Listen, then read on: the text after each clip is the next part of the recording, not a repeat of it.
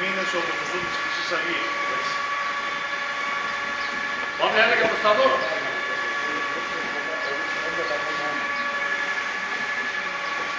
Πού έχεις και το. Κι άλλο.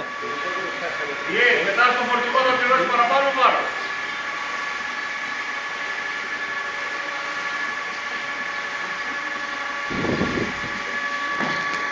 Περισσότερο σταθεροποιείται η ισχύ, δηλαδή δεν έχει το σπάνιο με την ίδια.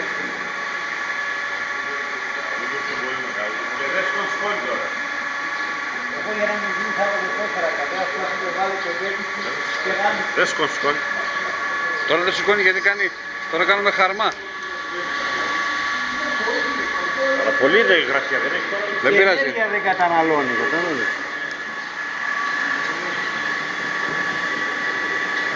Σταθεροποιήθηκε. Ναι ρε. Πιο κάτω. Είπε Παπαδιά, άμα δεν σας αρέσει το μουνίδι της χείρας. Κάτι μας ακούσει το YouTube. Το ποδήλατό μας.